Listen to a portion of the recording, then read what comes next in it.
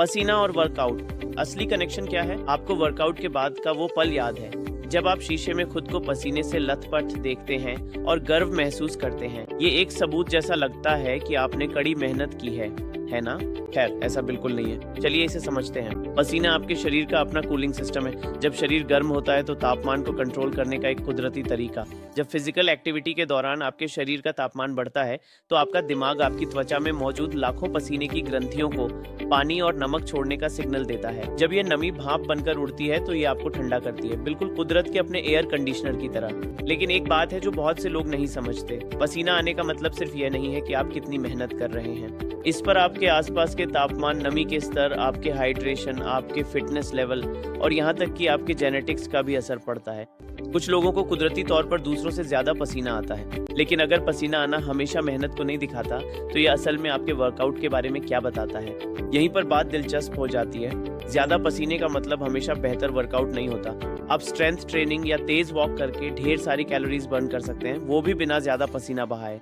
और वहीं दूसरी तरफ आप सौना में बैठकर खूब पसीना बहा सकते हैं और लगभग कोई कैलोरी बर्न नहीं करेंगे। पसीना दिखाता है कि आपका शरीर काम कर रहा है, पर जरूरी नहीं कि आप फैट बर्न कर रहे हैं या ज्यादा जोर लगा रहे हैं। ये एक संकेत है, स्कोर कार्ड नहीं। कभी ध्यान दिया है कि आपका कोई दोस्त दौड़ खत्म करने के बाद ऐसा लगता है मानो तैर कर आया हो, जबकि आपको बस हल्का सा पसीना आया हो? इसका मेहनत से कोई लेना देना नहीं, ये बायोलॉजी है।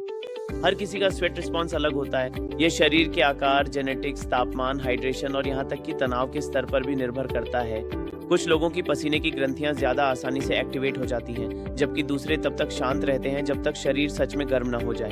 तो अपने पसीने की तुलना किसी और से करने के बजाय इस पर ध्यान दें कि आपका अपना शरीर कैसे रिस्पॉन्ड करता है। सबसे जरूरी बात यह है कि आप मूव कर रहे हैं, बेहतर हो रहे हैं और मजबूत महसूस कर रहे हैं, न कि आपकी शर्ट कितनी भीग जाती है। पसीने के पीछे भागने के बजाय अपने मूवमेंट की क्वालिटी, निरंतरता और इस पर ध्यान दें कि समय के साथ आपका शरीर कैसा महसूस करता है और परफॉर्म करता है। खुद से पूछें, क्या मैं मजबूत हो रहा हूँ? क्या मैं अच्छी तरह से रिकवर कर रहा हूँ? क्या मेरा स्टैमिना बढ़ रहा है? प्रोग्रेस के असली मार्कर यही है।